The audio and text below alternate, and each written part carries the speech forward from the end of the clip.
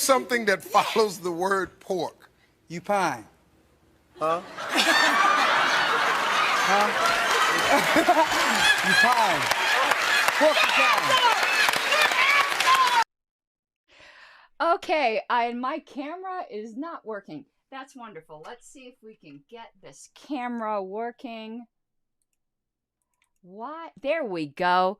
Okay, let me scoot over somewhere. Oh, wow.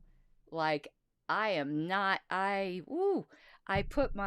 was messing around with where everything was placed, and I can see I did not put my camera in the same place. So let's just move that a little bit. Let's see if I can move my microphone a little bit. I might have to get up and move my camera around. Let me just scoot.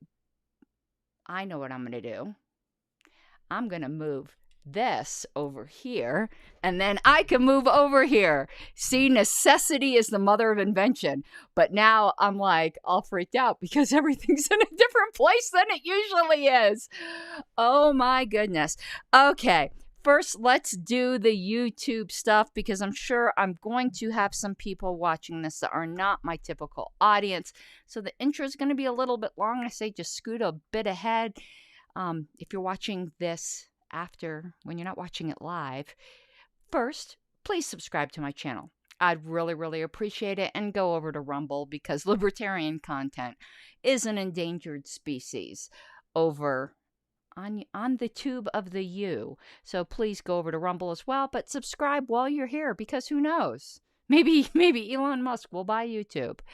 Also, please follow me. Speaking of Elon Musk, on Twitter, I am Karen Ann Harlos, and things have gotten quite spicy and saucy over there. And hello, Nathan. Fancy seeing you twice in one day, and you're here to get roasted as a classical liberal. But last and certainly not least, I really do appreciate your patronage at patreon.com/Pink Flame of Liberty. And of course, super chats, super thanks, Twitch subscribers, Prime memberships, all of that is greatly, greatly appreciated. Okay. What we have today is a failure to communicate. Now, what we have today is it's going to require, and it's unfortunate that it requires this, a lot of prefatory. Is that what you meant, to preface something prefatory? I think that's a word. It's going to require a lot of prefatory comments, because a lot of people will misunderstand me, and most of it on purpose. So I'm going to make that impossible. We're going to watch a video today, probably in its entirety. So this is going to be somewhat of a long video. I've watched it once before. It's been a couple months ago. It's not a channel I normally watch, called CallMeEzekiel, but I've enjoyed what I've watched so far. I really enjoyed this video we're about to watch, which was called Libertarianism versus Liberalism. I put classical in parentheses because that is what he's referring to. I don't agree with his entire take, but he had enough good insights that I really wanted to discuss it. Those of you who have been following me on Twitter will realize a theme I've been pointing out lately is that libertarianism is not classical liberalism. They are not the same thing. They are not interchangeable. The Venn diagrams are not just one circle. Now, what does that not mean? That does not mean we are enemies. That does not mean that classical liberals do not belong in the Libertarian Party, because they absolutely do. Speaking of Venn diagrams, there's a lot of overlap. There is so much overlap that the area where we don't overlap, when it comes to broader society, is pretty much irrelevant. Where it is relevant, though, is in intra-party issues. And that is a lot of what I'm going to be concentrating on. So the things I will be saying will mean virtually nothing to people outside the Libertarian Party. But what I am going to say, I think, has a lot to do with the quote-unquote caucus wars, and where I think the classical liberal caucus is going wrong and is being pretty presumptuous. However, none of this is purgy. None of this is saying anyone doesn't belong. I know people are going to try to get that from what I'm saying, but it absolutely is not what I'm saying. When I am speaking of libertarianism in this video, I am speaking of Libertarian Party libertarianism. I'm not talking about European libertarianism. I'm not talking about what somebody who's not a party member might call libertarianism. For those of you who say that Libertarian Party libertarianism cannot be defined, I am sorry, you are ignorant. Ignorant is not a bad thing. Ignorance is curable, stupidity is not. Our bylaws actually define what Libertarian Party libertarianism is, and it is the statement of principles. It's not the platform, it's the statement of principles. The statement of principles is not a classical liberal statement. It is intentionally not a classical liberal statement. However, there is a lot that classical liberals can agree with in it, probably 95%, maybe 90%. It is at most, and when I say at most, I mean moving away from like no government, no state. It is at most a minarchist document. It goes no further than that. So it is a document that fits very snugly within anarchism and minarchism. And when we're speaking of anarchism, we're speaking of anarchism that holds to property rights. So not European anarchism, not ANCOM. And I don't want to hear the rees from the anarchists that aren't in the Libertarian Party. Again, this is really a video for people within the party that accept the Libertarian Party as their ideological framework. So the statement of principles is what, if we were going to view the party as a person, but it's a non-corporal entity. It's an entity of its own that exists independently of its membership, because its membership can come and go while the party is a constant entity, just like the LNC. We temporarily occupy these seats, but the LNC continues even though its temporary occupants may change. The same thing for the party. So the party has a set of beliefs. The members do not have to agree with all of those beliefs, but they are what they are. And where we start running into problems is when people pretend that they aren't what they are and try to recreate the party in their own image because for some reason they just can't stand that they may differ with the party on something. I differ with the party on things. I think that's intentional. Not for me specifically, but I think the party is supposed to be this like ethereal ideal that very few, if any, people agree with 100%. It's aspirational. But if I were to get all ass mad and say, well, on this one point, I don't agree, so I'm just going to yell and scream and stomp my feet until the party agrees with me. That is so entitled that I cannot even begin to express it. And that is a lot of what the quote-unquote caucus wars are about.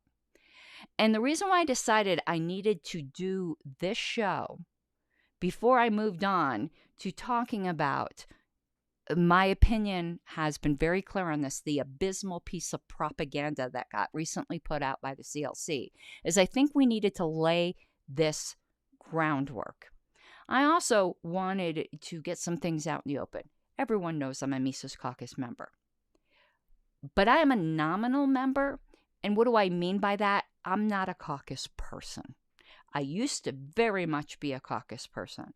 If people remember my Radical Caucus days, I was absolutely sold out for the Radical Caucus. I was probably more loyal to the Radical Caucus than I was to the party. But the Radical Caucus, as both a group and a lot of its membership, have completely betrayed me. But in a way, it's done me a huge favor. because it's made me not a caucus person. I'm a people person. I'm a Mises Caucus member because the Mises Caucus people, for the most part, not 100%, share my values, and they had my back. And loyalty is one of my primary values. But on paper, if you were just to look on paper, I am 100% in alignment with the Radical Caucus. But they haven't lived up to what they say on paper. Though there are some great members in the Radical Caucus. One of my favorite people in the entire world is Mark Montoni. But that's what I am about. I'm not a caucus person. I'm a people person. And the Mises members right now are my people. And in my time of darkness, they had my back. So just wanted to get that out there too. While I might refer to the quote-unquote caucus wars, I tend to think they're pretty stupid. And I'm not like rah-rah caucus. I am rah-rah platform. I am rah-rah statement of principles. I am rah-rah Libertarian Party. And I like talking philosophy. So when it comes to Libertarian Party philosophy, while the Libertarian Party is definitely Libertarian Party libertarianism, and I'm not going to keep saying that phrase. Now, whenever I say libertarianism, that's what I'm referring to. So while libertarianism is, as disgusting as this might sound, a kissing first cousin of classical liberalism, it is not the same thing. And you're going to need to deal with that if you're a classical liberal. And there's nothing wrong with that. It's just like minarchism and anarchism aren't the same thing, yet we coexist. However, the party itself, a minarchist or an anarchist has a much bigger claim to say that the party agrees or more closely aligns with them than classical liberals do. But you want to know what? What do they say? Like, how much DNA do we share with a banana? Like, who cares? I mean, we care, but we don't care. This matters and it doesn't matter. If that makes any sense at all. It matters in this esoteric, let's talk philosophy sense. But out in the real world, we're all a bunch of crazy radicals. But I am sick and tired of those of the classical liberal persuasion trying to remake the party in their image. Because we are a libertarian party. We are not a classical liberal party. Perhaps this country needs a classical liberal party. I would welcome that because it would make the Libertarian Party even more radical. And we were formed as an ideological radical party. Another statement I have made, and I'm going to get into this more when I start analyzing the idea that Stuart Flood has had over at Independent Political Report of forming a classical liberal party, and I certainly hope he does. But he has this pie-in-the-sky dream that he's going to keep it pure, and those anarchists will never have positions of leadership and all that. It is so funny because it's all the projection that is put on libertarians, like, we purists here, we don't want to let anyone else in leadership, which is like dumb when that is allegedly what Stuart Flood wants. Good luck with that, because only ideologically rigid parties, no matter what the perspective is, socialism, communism, libertarianism, whatever it might be, only ideologically rigid parties can stay true to their principles over long gaps of time. Otherwise, there is inevitably mission creep. And Nathan brought up a very good point. The reason we haven't had mission creep is because of the 7/8 vote to change the statement of principles. It's because of the rigidity of the statement of principles.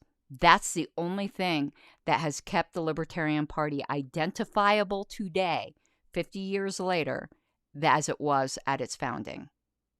Unless you put something like that in another party, you are not going to look the same. And you can't put something like that in a classical liberal party because there is much more play in the definition. Now, I hope everything I said so far was relatively uncontroversial and uninsulting. If you were insulted by that, anything I've said so far, you are just looking to be insulted, and you might as well just switch off the video now.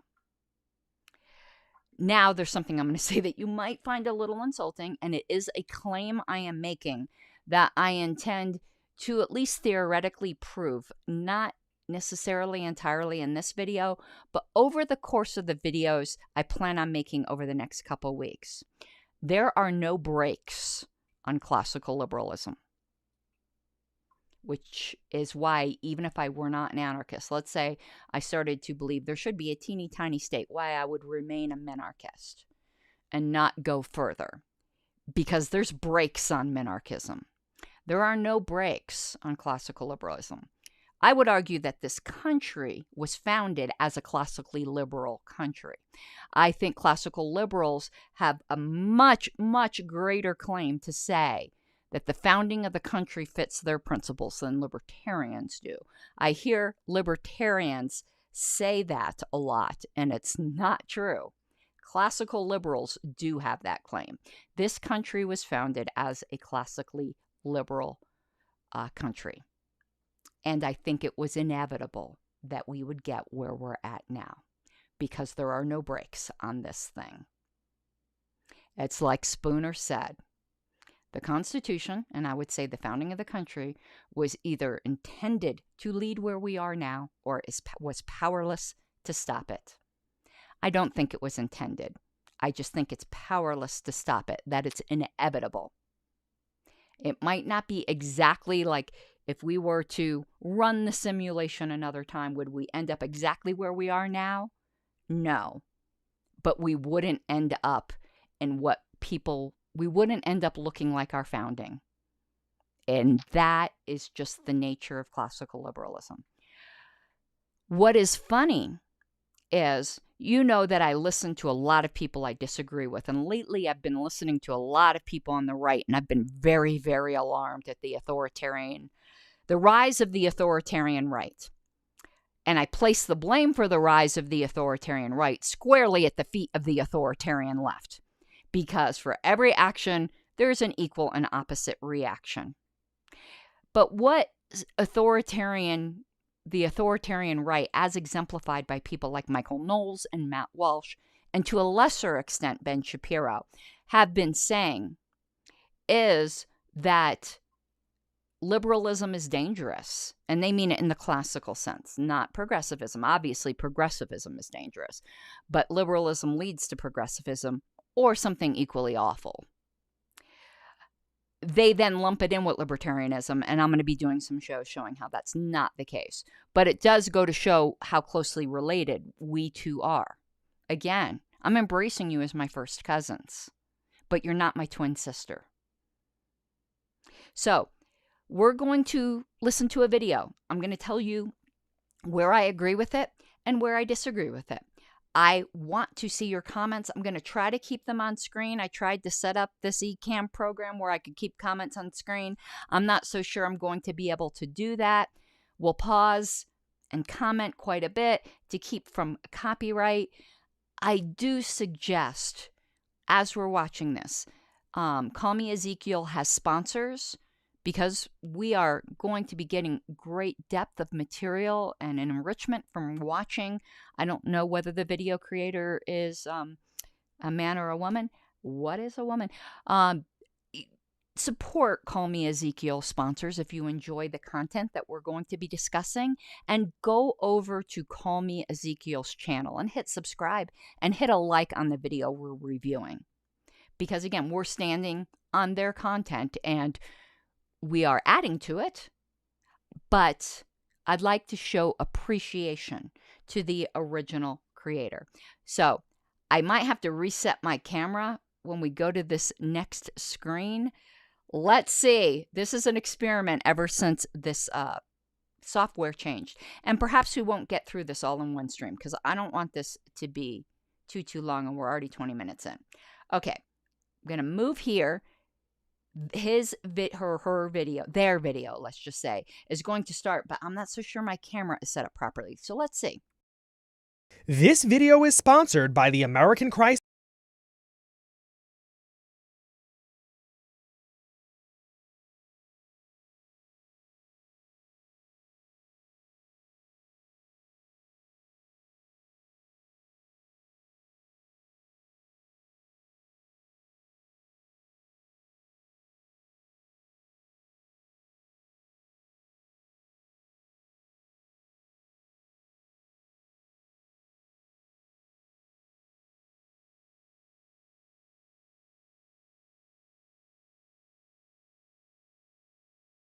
War in the North. Check out their Kickstarter via the link in the description or at www.yourdadwilllovethis.com.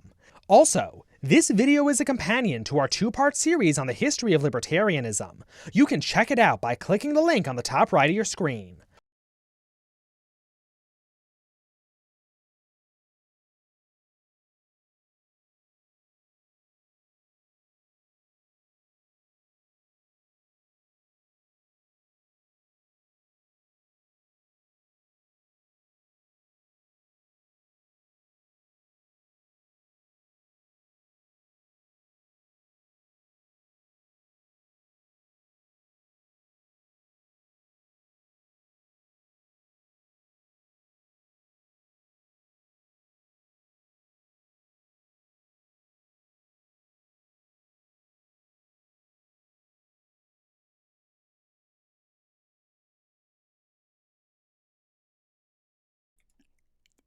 Is that working now? It's working now. Thank you, Nathan.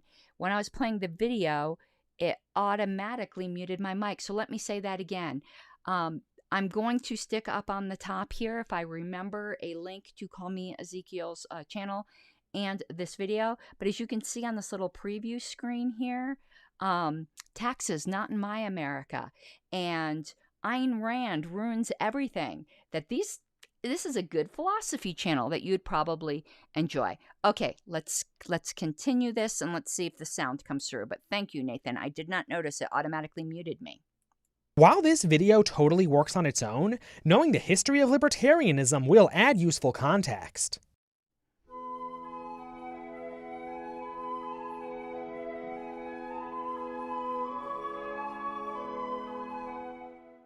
The year is 1688, and the Glorious Revolution has ended in the deposition of England's King James II and the installation of its new co-monarchs, William III and his wife, Mary II. But new rulers meant new problems. Okay, let's stop a second. What I also love about this channel, and again, I'll be starting and stopping a lot to keep things within fair use under copyright. And also, you know, if you just wanted to hear his video, you just go to his video. Hopefully you're here to interact with myself. You know, I do want to hear your comments. I love the historical background.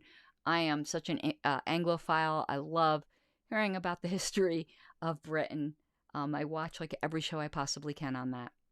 This was the age of divine right, a time when kings were chosen by God to rule their subjects. You can think what you want about this justification today, but at the time of the Glorious Revolution, it was rock solid. God was definitely real, he was definitely all-powerful, and he definitely appointed kings. And yet, here the English people were, deposing their God-chosen king. In doing so, they were declaring that God was wrong, and by replacing him, they were saying that they knew better. Unfortunately, neither of those ideas make any sense. It's not metaphysically possible for God to be wrong. As an all-knowing and all-powerful being, God defines right and wrong. But the English people really hated their old sovereign, and really liked these new ones. Something had to change, and that change would come thanks to the philosopher John Locke. And now we're getting to something we're very familiar with, which is John Locke. I greatly admire John Locke. I, however, find a lot of holes in some Lockean philosophy. And I think it's because it's very time-bound to when it was written. And those holes didn't exist then. As time and new challenges come up, sometimes you have to adapt your philosophy. You realize there's gaps in it that you just couldn't have anticipated at the time. But for his time, John Locke was a visionary, an intellectual giant as far as I'm concerned. Milo, I don't think he says libertarianism was invented by French communists. He is going to be dealing with American libertarianism and the interplay between the American Revolution, the founding of this country. If I remember correctly, I watched this video a couple months ago, and then I bookmarked it and said, I definitely got to do a show on this. Locke said that God does not appoint the king with a blank check on power. Instead, God appoints kings with a mandate to protect man's natural rights. So long as a king defends man's rights, then his reign is sanctioned by God. But if he violates those rights, then he's no longer sanctioned, and the people have both the right and the obligation to overthrow him. What's very interesting here for Christians, you might be bringing to mind Romans 10, where it said that rulers were not in place to be instruments of terror. I'm paraphrasing. I don't have the book of Romans in front of me, but to be instruments of good. But what was interesting is that Paul wrote that while Nero was ruler, and he definitely was an instrument of evil. So did that mean that Nero wasn't really instituted by God? Romans 10 is such a difficult chapter. And I think because you got to remember, at the time of Locke, people lived religion. We don't do that today. But whenever you read about the writings and the thoughts of the people of then, you have to put it within the religious context in which they existed. That's one reason this is going to seem like a bit of a rabbit trail, but why I really enjoy, as a Christian, really enjoy Jane Austen's books, because there's so many biblical references that if you're not a Christian, I would say without a commentary, you don't really understand Jane Austen's books. There are references to them that you just don't get if you don't get the biblical imagery behind it. And I would say the same with a lot of the natural rights philosophers of this time period. This is not dissimilar from the Chinese concept of the mandate of heaven and the heavenly cycle. In the case of the Glorious Revolution, Locke was saying that since James II was violating the English people's rights, his rule was no longer sanctioned by God. The English people were right to overthrow him. But since William III and Mary II would defend their natural rights, their reign was sanctioned by God, and the people could not righteously overthrow them. This is classical liberalism. Okay, now I know some classical liberals will disagree, but this is the birth of classical liberalism. Now, notice there's going to be a recurring theme here. Obviously, classical liberals today don't believe in any kind of divine right of kings. But notice a theme here. The theme is, if on whole, a good society is produced, no individual has the right to rebel. And this is the theme. That is a big, big difference. I'm going to use a term that Ben Shapiro uses that I dislike because I think he misuses it. But here, I think it is relevant. Libertarianism is radically, or as Ben Shapiro would say, atomistically individualistic. Classical liberalism is not. It is collectivistic, not in the negative way. I know that word has a lot of negative connotations, but it doesn't have to. It means it's society-focused, whereas libertarianism is individual-focused. That doesn't mean an individual libertarian can't be society-focused. We're talking about the belief system. People are more than walking bundles of belief systems. And we're talking about political libertarianism. Political libertarianism, I hate to tell you, is very thin. It is about coercion and property. That is it. Now, people will bundle that with a lot of other different things, but they are just then importing their personal cultural views in. And of course, people have personal cultural views, but those are added to their libertarianism. They are not libertarianism itself. And a lot of people today, and I think we could hear that with the "re" from the deletion of that one line in the platform, which was changed to an actual libertarian position rather than from a cultural thought police. Basically, we had a platform plank that said we condemn assholes. That has nothing to do with political libertarianism. You can still be an asshole and be a perfectly fine political libertarian. Doesn't mean any other libertarians need to like you. Doesn't mean you ever need to have any kind of position of quote-unquote authority. But yes, you can have terrible thoughts. You can think terrible collectivist things. as long as you don't try to enforce those collectivist things through the political process by force, you can still be a libertarian. The re's out there notwithstanding. So having a statement on our platform that we condemn assholes is not a political statement. To have a statement in our platform that we defend the rights of everybody to be free from coercion, that's a political statement. That's a political libertarian statement.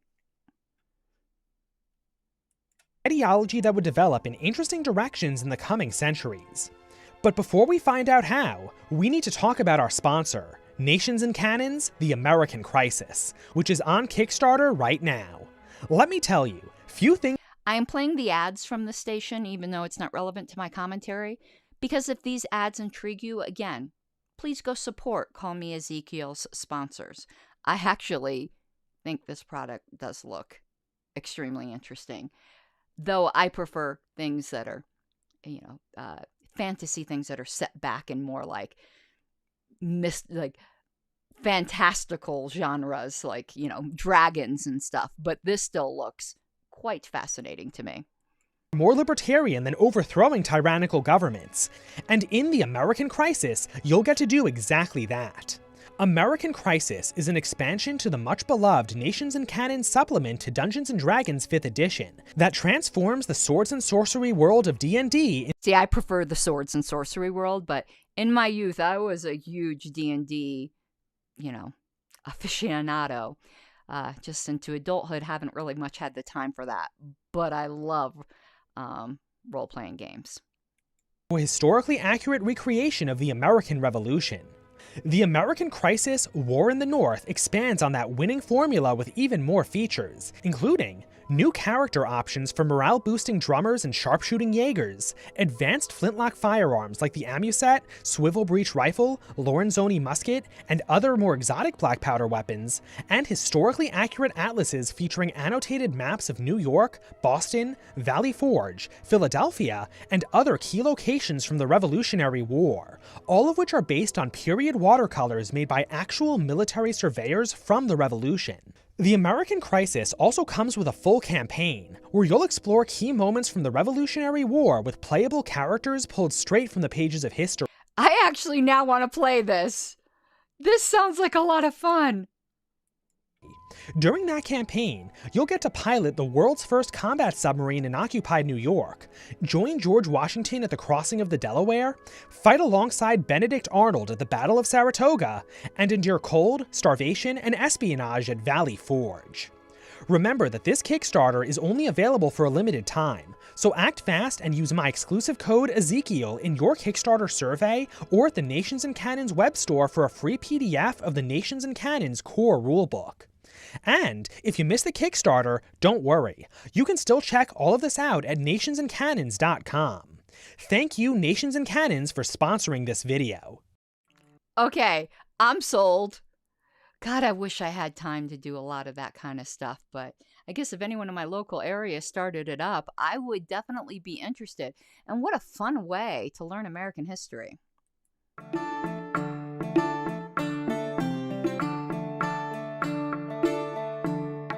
The coming centuries would see the rise of republics in France and the Americas. It was these republics that would see the transition away from classical liberalism and towards modern liberalism. The core ideological change here was that modern liberalism was less interested in natural rights and more interested in human rights. That distinction is important. Natural rights are those which man has in nature and in the absence of a society or state, the idea being that neither government nor... Now, I do not agree with him here. He's making a distinction between natural rights to human rights, saying that move from classical liberalism to liberalism. I would still call all of this classical liberalism, because remember that natural rights were founded upon the idea that God invested man with certain rights. Why? Because man was made in the image of God. Therefore, they were human rights, but humans as divine image bearers of God. I would not make this distinction that he just made. And I actually don't think today's self-identified classical liberals would either. I would think they would consider natural rights to be an equivalent term to human rights. Society should infringe on man's natural conditions any more than necessary. Natural rights are objective and hierarchical. It's not difficult to figure out what man can and can't do in a state of nature. And since the natural world is hierarchical and competitive, so too are societies based on its laws. Human rights, however, are things to which you are entitled just by being human. This is far more subjective and inherently egalitarian. After all, every human is just as human as every other, so is entitled to the same rights. But what are those rights? Unlike with natural rights, you can't just look out the window and find out. Luckily, human rights' egalitarianism provides the solution. Only a democracy with a broad franchise could possibly meet the egalitarian requirements of human rights. And you will note that today's classical liberals are big fans of democracy. So again, I would not make the distinguishment that he is making, and neither would I say, and he might deal with this later. It's been a while since I watched this. I don't think our founders would either, as Milo has noted in the Declaration of Independence, that man is endowed by his creator, which harkens back to Locke, and what he was calling classical liberalism, with certain inalienable rights, meaning they were self-evident, meaning, yes, you could look out the window and see them. So I do not agree with him here on this distinction that he is making. I think what he is calling human rights, we would call today civil rights. Civil rights are broader than human rights. Civil rights would be something to the extent of you have a right to vote because of democracy. You have, and I'm using right in quotes because I actually don't think you have a right to vote. If there is a voting system in place, then you have a right to vote. But I don't think voting is legitimate to begin with. But we'll get to that. But if the state charges you with a crime, you have a right to an attorney. That is a civil right while not necessarily being a human or natural right. So again, I am disagreeing with the parsing out he is doing here. And I think most classical liberals would agree with me. And from what I see, from what they espouse democracy. They're espousing everything he is saying here. Why not just let people vote on their rights? That way, whatever those rights may be, everyone will have them equally. And if there's ever a problem, they can just vote for new rights. In practice, modern liberalism was characterized by skepticism of hierarchies like religion and monarchy. See, I think now he is slipping into neoliberalism, because I don't think classical liberals, though I do think, and this is a reason why I'm an anarchist, I do think it's a logical conclusion that you are voting on your rights, but I don't think they believe that's what they're doing. And something I forgot to say at the beginning of this video, some people will say to me, what does it even matter? Say there's a position that a libertarian holds and a classical liberal holds, and it's the exact same position. I say the same thing about utilitarianism. Your grounding matters. Why you hold that position matters, even though that is subjective. And the reason is why you hold it can determine what will make you no longer hold it. And the example I gave to my husband earlier today, which is probably a bad example because it's not like something that actually happens, but I think it illustrates my point. Say you've got two people standing at the top of a mountain. One person is standing there because they believe the view is so beautiful that it would almost be a crime to stand anywhere else, that beauty is the reason they are there. Well, if something happened to obscure that beauty, they would leave that mountaintop. But if the person standing next to them is standing on the mountaintop because they believe that that is just the right place to be, no matter what happens, come or fall, that is the right place to be. It doesn't matter what the externalities happen around him. He will stand on that mountaintop. So grounding principles do matter. And that does get into the difference between utilitarianism, which I do think classical liberalism lends itself more to, but not necessarily, because we did talk about the grounding of natural rights, rather than a deontological grounding. I am a hard deontologist. Most people know that. Supported democracy in the welfare state. Thomas Paine is an excellent example of the transition from classical to modern liberalism. In his Common Sense, Paine viciously attacks the idea of monarchy and supports the creation of an independent American republic. And I believe that, for the most part, today's who would call themselves classical liberals would agree in great part with Thomas Paine. So, again, this transition that he's making, I don't think is quite as disjunctive as he's making it out to be. I think we are still talking about classical liberalism, though we might be talking about a broadened form of it. Rights of man, he makes a similar but slightly less radical argument in favor of the French Revolution, one that's not altogether hostile to monarchy, but does include a major section advocating for social welfare and mass education programs. The next and final form of liberalism is the kind that most of us live under today, neoliberalism. And neoliberalism is not classical liberalism.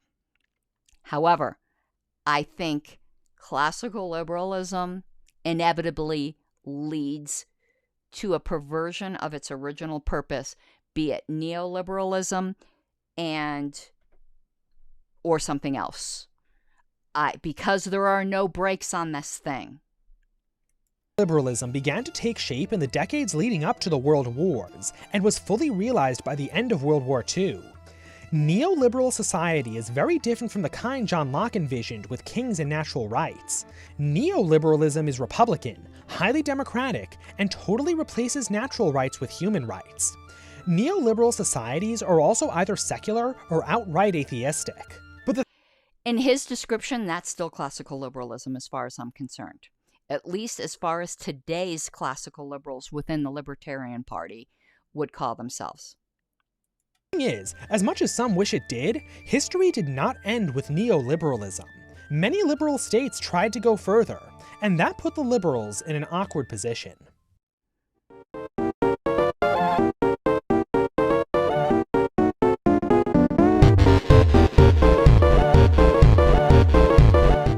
The process we've seen play out here is one where liberal thought moves away from natural rights and monarchy and towards a system of human rights and democracy. Okay, I'm going to stop here. I agree that we moved away from monarchy. I don't think there's that big of a difference between natural rights and human rights, and I don't think most of today's self-identified classical liberals would as well. And they would think democracy is the best way to protect human rights and natural rights. And that is why we moved away from monarchy. If we were to take this video's strict definitions, then there are no classical liberals today, certainly not in the Libertarian Party, because I've not seen one advocate for monarchy. So I think we are still within the people in the Libertarian Party that call themselves classical liberals. I think we're still within the realm of their belief, even though he's calling that neoliberalism. What I would call neoliberalism is much more modern than he is getting. I think we're going to be getting to the point where he would consider the American Revolution a neoliberal revolution. I would not. I consider it a classical liberal revolution. Is the natural and inevitable conclusion of following liberalism's initial premises to their conclusion. Liberalism was never primarily interested in natural rights. It was primarily interested in justifying its state. Right there. Jonathan, see, I actually like his voice. I realize that that's probably a very personal taste. I just happen to like it. But what he said is that this progression is inevitable. I think it's inevitable all the way to what we have today. Because it's not really so much focused on the rights of the individual, but on the society. Locke already liked his new monarchs and their government. He just wanted to legitimize them. For most of its history, liberalism championed the expansion of the state, with the only real limit being liberalism's love of property. But once that limit to state power was met, the state's only remaining path to expansion was by transitioning into a new order like socialism or fascism, which is exactly what it tried to do. The states that liberals once championed were now trying to escape their grasp. Some even succeeded. Now, the only way the liberals could maintain or regain their control was by fighting against or even reversing the historical process that they once led. Exactly. Exactly. And libertarianism is a response to this. American libertarianism, at least. All of a sudden, the liberals found themselves in bed with the political right. This is why socialists have been accusing the liberals of being reactionary for more than a century. And you know what? They're right. With the state at or beyond its liberal limits, only reactionary politics can keep the liberals in control. Now, it's not an original critique of reactionaries to point out that past conditions are what led to present ones, so any successful reaction would only recreate the conditions that led to the very present they're trying to abolish. This critique is what finally allows us to talk about libertarianism. Exactly.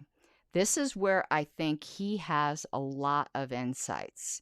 Libertarianism is something new because the libertarian impulse is that if we just got back to classical liberalism, we would end up back to where we are today or something like it because it's inevitable. This is the big insight of this video, even though I would disagree and nitpick with him on some particulars.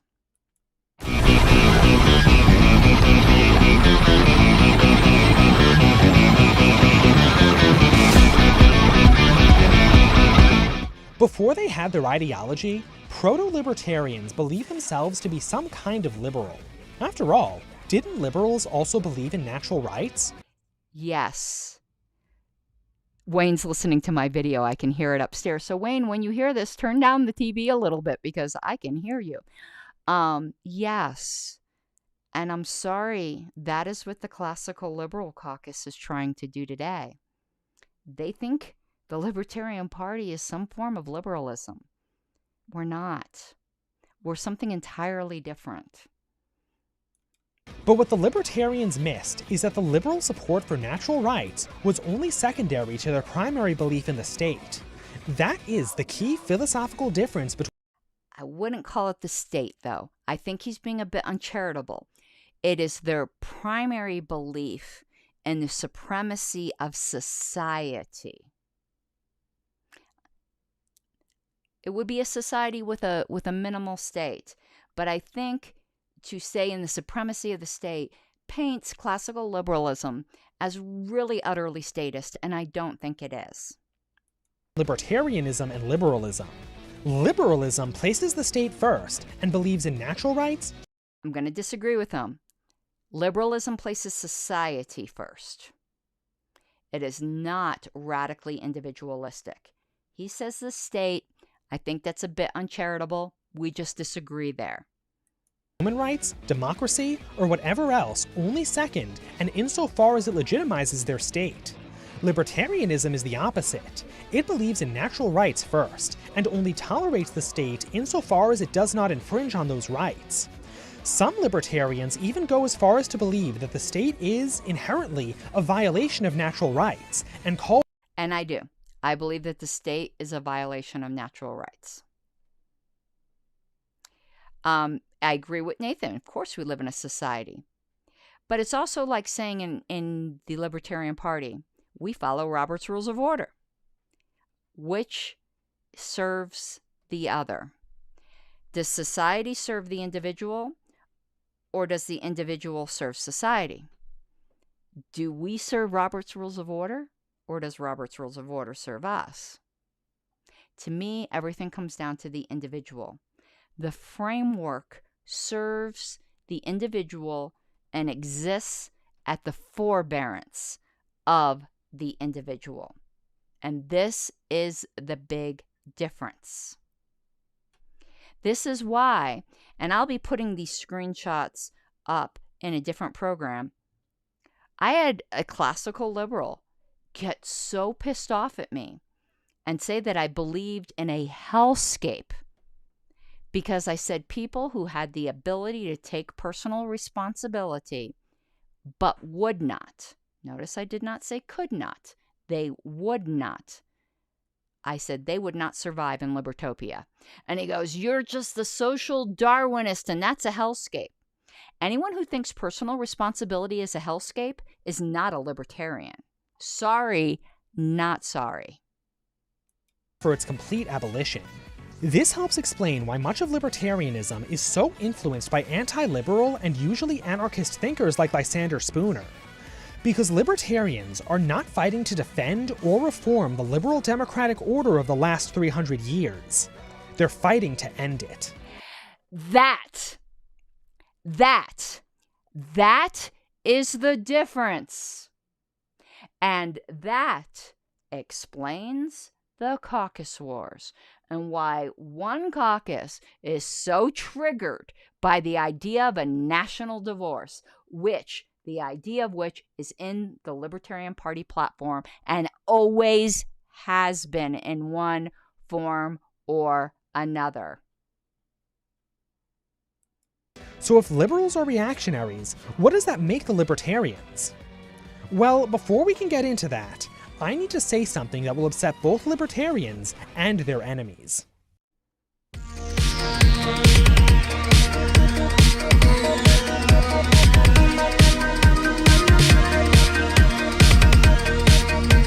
I'm going to somewhat disagree with him and somewhat agree with him. Actual, real, fully fledged anarcho-capitalistic or even minarchist libertarianism has never been tried. Also, go back a couple thousand years and society without slavery had never been tried either. So it doesn't piss me off to say that. I don't think it has been. Though I do think there have been some proto-libertarian-ish societies that Rothbard brings up, such as ancient Ireland. However, that wasn't fully fledged libertarianism. Real libertarianism has never been tried. Libertarians may LARP and say that medieval Iceland, Ireland, or random cities in Renaissance Italy or Germany were libertarian. But that's silly. I doubt that any libertarian is genuinely trying to turn their society into medieval Iceland or a province of the Holy Roman Empire. Well, and I think this critique is silly. I do agree with him. Notice I did agree with him, but to bring back the fact that you were dealing with societies that were completely and utterly entrenched in the idea that religion was all, for one thing. You just cannot even compare it today. It's kind of like when you're comparing financial numbers and you have to adjust for inflation. You have to adjust here for religiosity. But I do agree with his ultimate conclusion. I just think this is really bad argumentation here. The early United States was not libertarian either.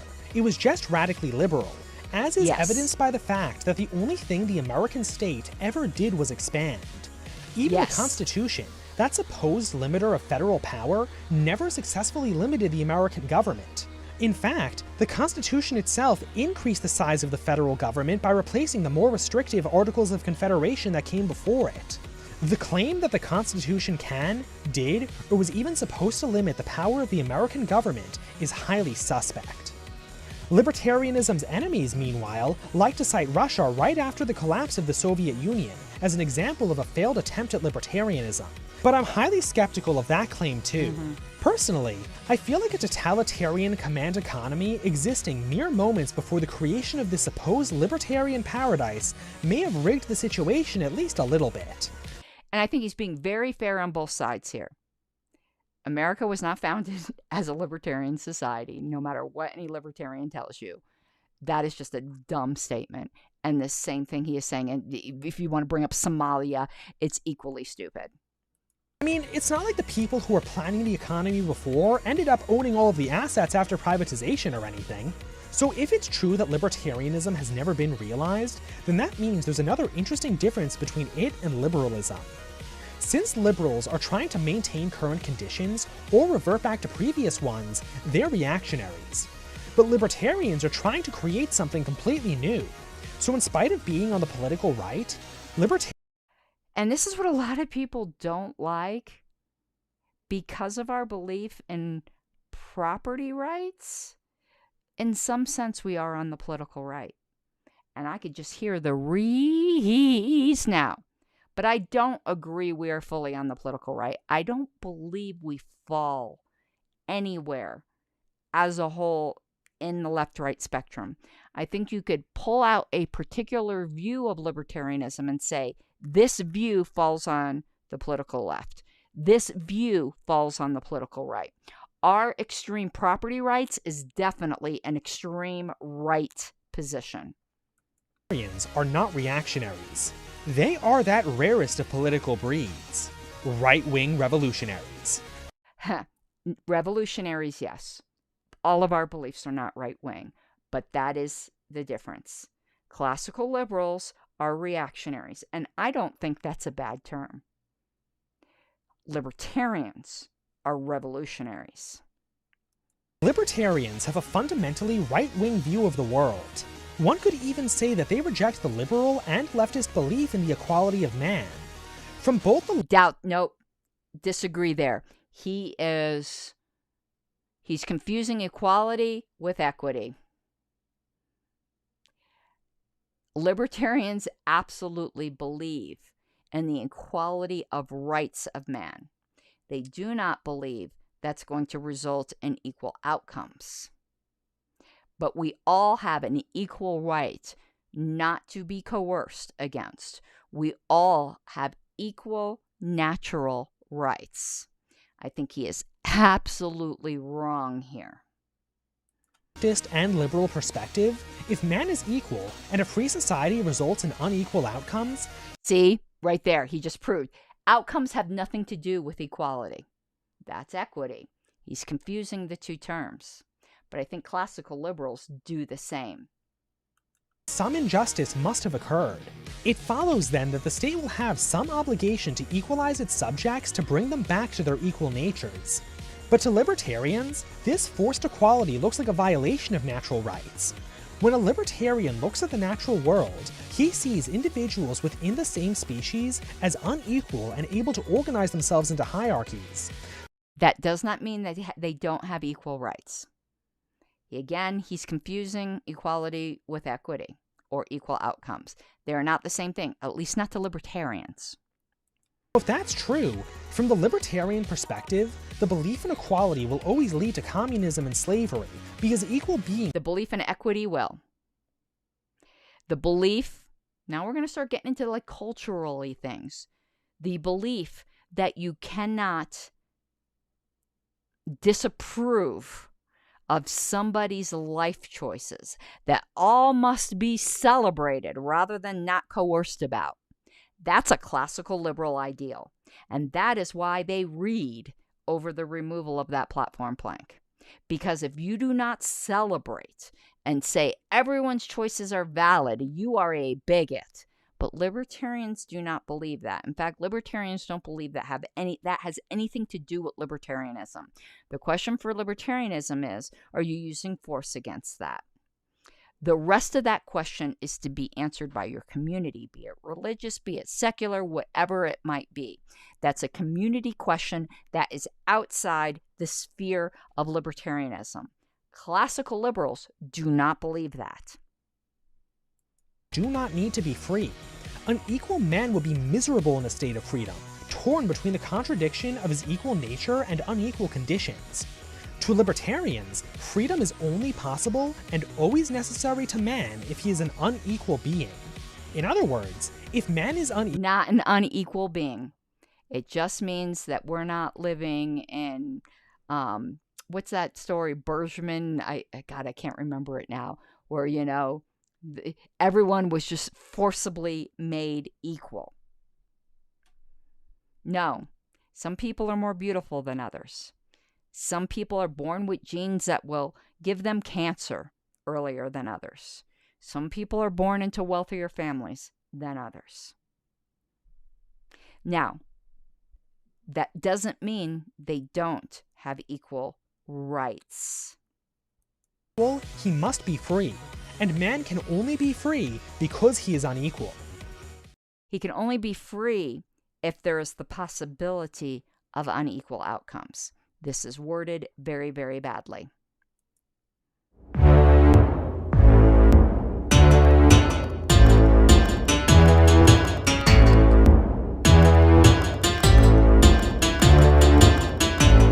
Even libertarianism's supposedly left-wing positions are the result of right-wing thought. Okay, let's see what he says here, because this is where I was disagreeing. I don't agree with him, but let's see if he changes my mind. Again, it's been a month or so, 2 months since I've watched this, and I'm always open to change my mind. I do think we hold some extreme right-wing beliefs, but I don't think we are right-wing revolutionaries. We are libertarian revolutionaries. We defy that paradigm. But let's see. Sure, libertarians want to decriminalize vices, including hard drugs and prostitution. No, we don't want to decriminalize them. I know some people in the Libertarian Party disagree with me on this. I think they are just wrong, and they haven't thought it through logically. I'm going to be doing a show on whether libertarianism in the world we live in now is for legalization or decriminalization. Now, decriminalization is a step in the right direction. That is not, however, an ultimate libertarian position. Legalization is. I would compare decriminalization to school vouchers and legalization with abolition of public schools. But that isn't because they're bleeding hearts trying to protect libertines, or atheists trying to rebel against God. Libertarians just think that those people have the right to destroy themselves. Exactly. Exactly. Or, see, I like the presupposition, by like I mean hate, the presupposition of this particular commentator, Ezekiel, CallMeEzekiel. I don't think those things necessarily destroy people. I would really highly recommend people read a book, highly controversial book, has been promoted by Reason. I heard an interview with the author that was very good called Drug Use for Adults. Feel no obligation to intervene. This is unlike the liberal state, whose ability to legalize vice is limited. The liberal state's welfare systems means that it will bear the cost of a population full of alcoholics, drug. And this is where that guy who said I was advocating for a hellscape. I said there's a lot of suburban, by that I meant middle class people, comfortable people.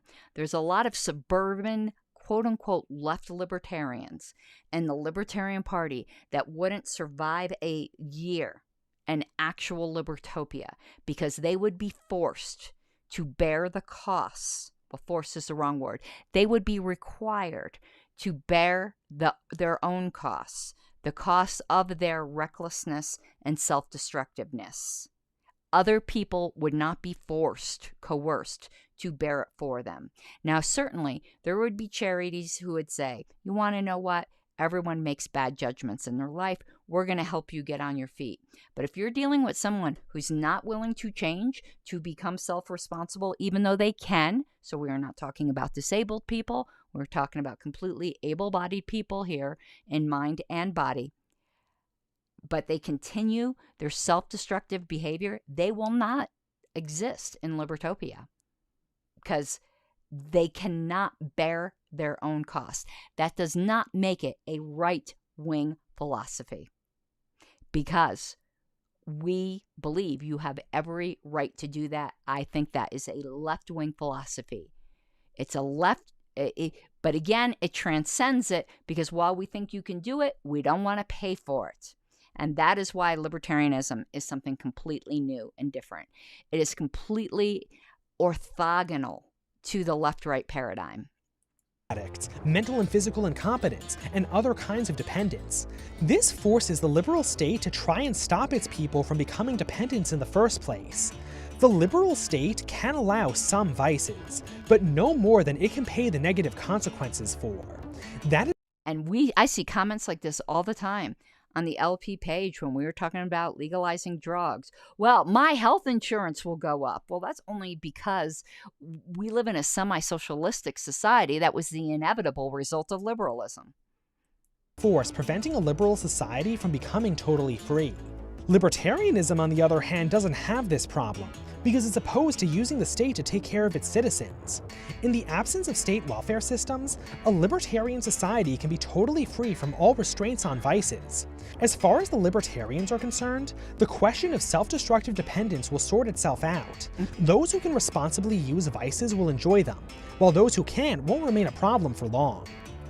A libertarian society— And I was told by someone claiming to be a libertarian, that was a classical liberal, that what I was saying was a hellscape. I'm sorry then, sir. If you're watching this, you're not a libertarian if you think that is a hellscape. That is, in fact, what the Libertarian Statement of Principle says. And if you honestly believe that is a hellscape, the Libertarian Party is not a good fit for you. Now, I see Nathan brought up insurance. Insurance has underwriters. Insurance doesn't just cover everybody. They have risk managers. And there will be certain activities for which there is no insurance. Or if there is insurance for it, the cost will be so high that reckless and self-destructive people will not be able to bear the cost. They will sort themselves out. is set up so there are no barriers to individuals realizing their potential. If an individual's potential is constructive, then they will succeed, and others capable of following their example will succeed too. But if an individual's potential is self-destructive, then they will be allowed to meet their fate. Libertarianism takes a Darwinian, natural rights approach to its right-wing interest of limiting social degeneracy and maximizing upwards potential. So in spite of some appearances, libertarianism is a fundamentally right-wing ideology. Absolutely disagree. I think his definition of right-wing is completely flawed. Again, we're orthogonal. Though I agreed with his description there. People are allowed to pursue their choices and bear the consequence of their choices. Now, Milo says it ignores people voluntarily coming together to help others who truly need it. I agree with you. I kind of skipped over that because if you'll notice, he did say that people who were mentally incompetent or physically incompetent would just like be killed off, and that's like what social Darwinism is. He did not bring that up, Milo. You are correct, and that is what charities are for. And JJ, yes, able-bodied people who refuse to be self-responsible will not survive, because charity will be for those who truly and absolutely need it. It may sometimes ally itself with the social left, but libertarianism does not do this because it supports self-destructive lifestyles. Libertarianism simply believes that in the absence of state intervention, social issues will sort themselves out. Exactly.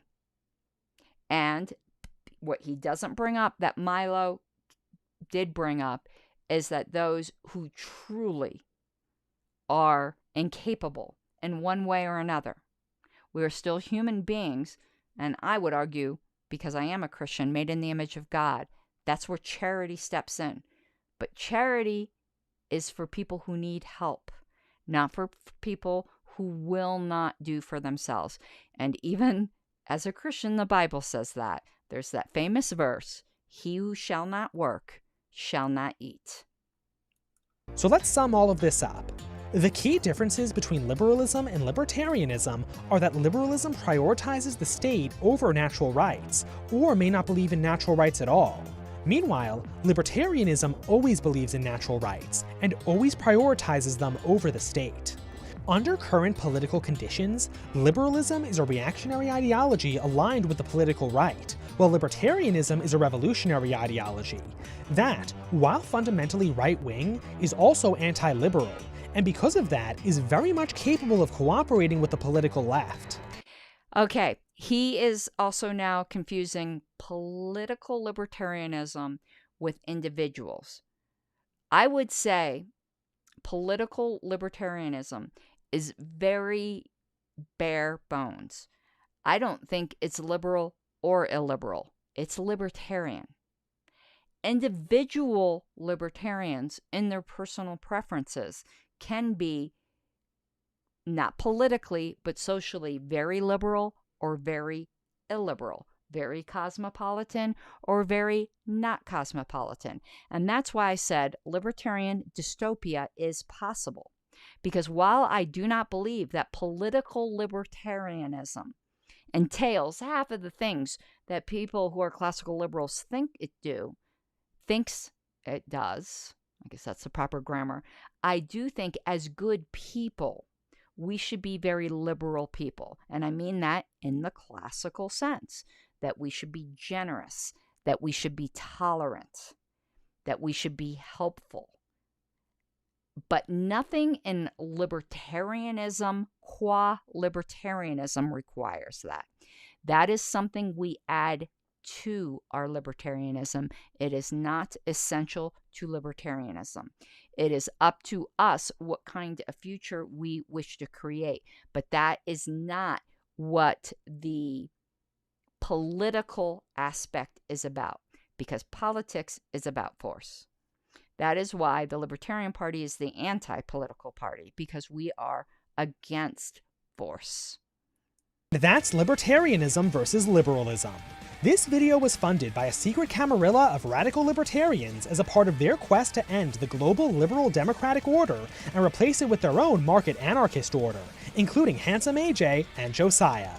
And by this video's sponsor, the American Crisis War in the North, which is on Kickstarter right now. Be sure to use my exclusive code Ezekiel in your Kickstarter survey or at the Nations and Cannons web store for a free. Okay, we're going to stop there. Let me go back to this original screen here. So to me, there's so much there that shows the fundamental difference. Therefore, it is not the oft maligned deletion of that statement in our platform about we condemn bigotry as irrational and repugnant. I believe that. I also don't believe it belonged in our platform, because that has nothing to do with politics. Okay, so you condemn it. Great. That makes me feel real good. What are you going to do about it? The only thing a libertarian can do about it is advocate that all people, whether or not you like them, dislike them, don't want them in your house, don't want to bake them a cake, they all still have the same natural rights. The over the deletion of that statement fundamentally showed where some people don't truly understand what political libertarianism is, and we're trying to remake the party in their own image. And in fact, that's my image. I believe bigotry is irrational and repugnant, but that's not a statement that belongs in a political platform. That is a social statement that gets enforced socially, not through the state. And that is the big difference. And for people who would really want to know my views on this, I would highly recommend you, and I will probably put up in the high bar here if I can remember. I did a talk in Kansas a couple years ago called The Humanitarian Responsibility of Freedom. And I do think Jeffrey Tucker is right when he says there are two paths Libertopia can be: the brutalist path or the humanitarian path. And I believe in the humanitarian path, but that is something that must be voluntarily chosen. That is not something that can be politically imposed. And that is not what a political party is, because what you're talking about then is culture. And what you are doing then is engaging in the culture wars. You just happen to think you were right, but so does the people on the other side. The statement that was put in the platform is an actual libertarian statement that is much stronger than "I condemn your thoughts." I condemn your thoughts. My, aren't you virtuous for condemning thoughts? How about you do something about it? Protecting the rights of people, particularly, protecting rights is like free speech. Nobody needs free speech for protections for speech they agree with. You need free speech protections for speech that most people think is terrible. You don't need rights for all the people you like. You need rights for the people you don't like. So who cares what you think about a particular group if you're not using coercion against them? Society will straighten that out, because society doesn't, in general, like bigots. But to virtue signal that politically in a political statement is not libertarian. It just isn't. So when I hear people say, you can't be a bigot and be libertarian, yes, you can. I don't want to be around you. But as long as you aren't enforcing that, certainly you can. The problem, which will be dealt with in another video, is the gun on the table, and that is the state. What is that? There's this maxim for movies or plays that says, like, if a gun is shown in the first act, it better be used by the third act or something like that. I am a very cosmopolitan-minded person. But that is separate and apart from my libertarianism. And in Libertopia, I would find like-minded people, and I believe our communities would flourish, whereas those of narrow minds and bigotry will not flourish. And, as the video said, the trash will take itself out. That's it for today. I thank you guys for listening, and hopefully you can understand where I am coming from and where I think some of this conflict is coming from. It's coming from a discomfort as to what actual bare libertarianism is, and is confusing one's personal preferences, which I think are good preferences, for politics, and they are not the same.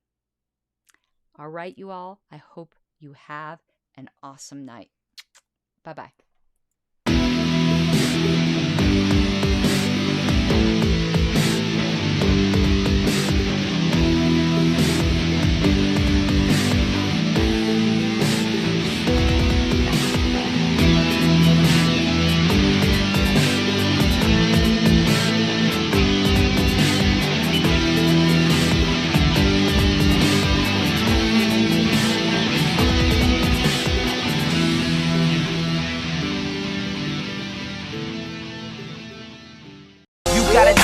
Given, that's how we live it. Don't be mad at the system, it's simply how we've existed. I hear a lot of people talking like they politicians, or choose to be an accountant because it's safe in the business, not because they want to